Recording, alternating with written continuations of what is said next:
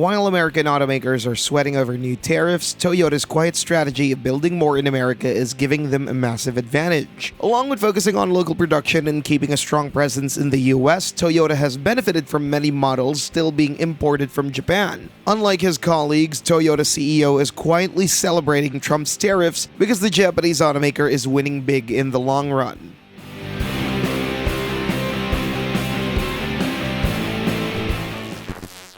Mostly American-made. This Japanese company is the world's largest automaker and one of the key players in the US market. It's a company that's been establishing its presence in this part of the world for decades, and that process included installation in numerous plants as well. Unlike some other automakers, Toyota never wanted to move most of its production to Mexico or Canada to cut production costs. No, it kept its strong presence in the US, which is now finally about to pay off with the new tariffs. To be perfectly clear, it's not like Toyota doesn't have a couple of plants in Mexico like those in Baja and Guanajuato. There's also the Ontario plant in Canada. Those companies produce some of the brand's best sellers, like the Tacoma, which takes both Mexican plants, while a portion of RAV4 sold in the US are also produced in Canada along with a couple of US plants. But the majority of nearly 2,333,000 Toyotas sold in the US market last year were produced in the company's plants in Alabama, California, Indiana, Kentucky, Mississippi, Missouri, Tennessee, Texas, and West Virginia.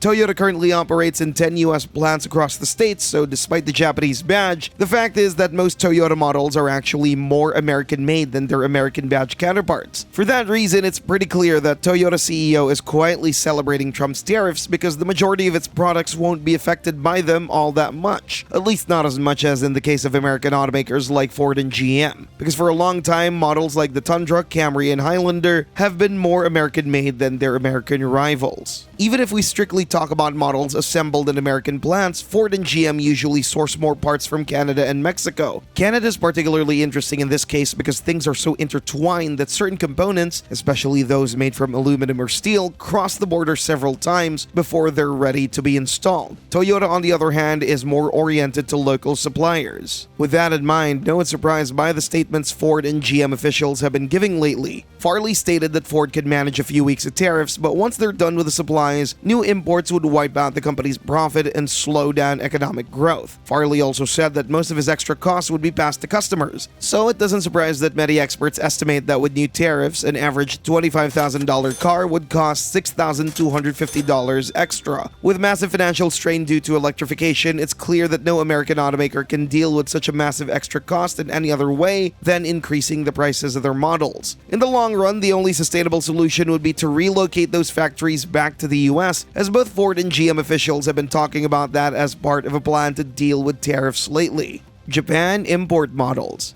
If we're going to have a tariff policy that lasts for a month or whatever it's going to be years, it better be comprehensive for our industry, Farley said. We can't just cherry pick one place or the other because this is a bonanza for our import competitors. Farley's statement was motivated by the fact that for now, tariffs are focused on products made in Canada and Mexico. On the other hand, the only thing we've heard from Mr. Trump on tariffs on Japanese products is that they remain on the table if trade imbalance with Tokyo isn't reduced. For now, no measure has been taken. For now, things remain unchanged, meaning that there's no more than a 2.5% tariff on imported passenger vehicles and 25% on pickup trucks. And as you may presume, Toyota benefits a lot from this situation as there's a whole bunch of popular models that are still produced in Japan. And it's not just about some sports cars that sell in relatively small volumes like the GR Corolla or GR86. Models like the 4Runner are also produced in Japan, and Toyota sells 100,000 units or more every year in the US, and models like the Prius and Prius Prime are also made in Japan, just like the RAV4 Prime. Not to mention the recently redesigned Lexus GX or other Lexus models like the LX, LS, and IS. These models may not be as popular as the Camry or Highlander, for example, but combined they take a decent percentage of Toyota US sales and bring more money than rivals that are produced in Canada and Mexico, or simply get some of their parts from these two countries. New battery plant. As mentioned, Toyota sold over 2.3 million vehicles in the US last year, but what we didn't say is that 1,006,461 of these were electrified, read plug-in hybrids and hybrids. That represents a massive 53% increase from 2023, and it all indicates that this year is going to bring further growth of hybrid vehicles. For how much, it's still hard to say, but let's not forget that just like the Camry, the new RAV4 will be sold exclusively as a hybrid once it gets a full redesign by the end of this year. The same goes for many other models, and since we're talking about super popular sellers, it's clear that the share of hybrids will grow substantially. In most cases, that would be a problem for automakers because just like electric cars, hybrids need batteries, and the reality is that most of them are sourced from China or other parts of the world. Some components, of course, come from Mexico and Canada as well. Toyota once again played smart and prepared itself for an impact like this. And how did Toyota do that? By investing $14 billion in a new battery plant in North Carolina, which has just started production and will be delivering its first batteries in April. This is Toyota's first battery plant outside Japan, and it's expected to produce around 100,000 batteries annually, which will certainly help Toyota reduce production costs in the future, especially if Trump eventually decides to impose 25% tariffs on products from other countries as well. Not to mention that this is going to be a great advantage in case Chinese rivals finally manage to penetrate the US market with their affordable electric cars. Still, a couple of weak spots.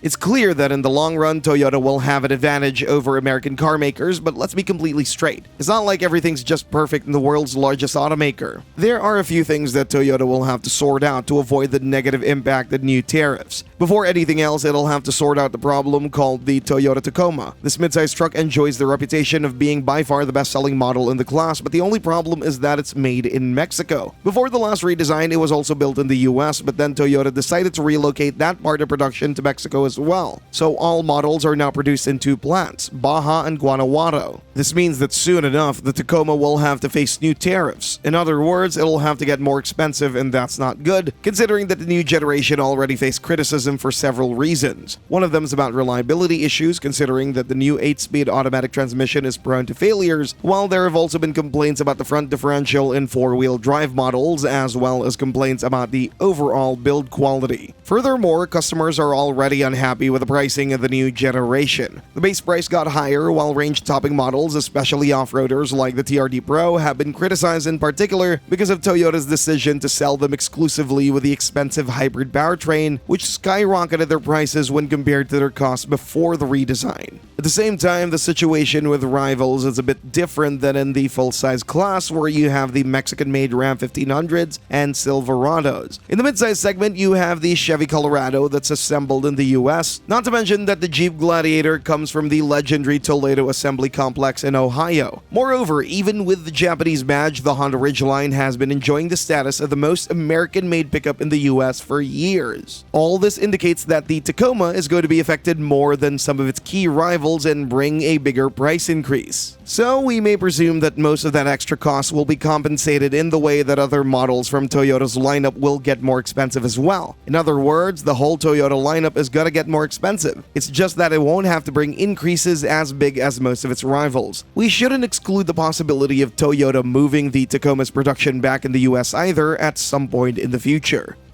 Thanks for watching, and see you next time.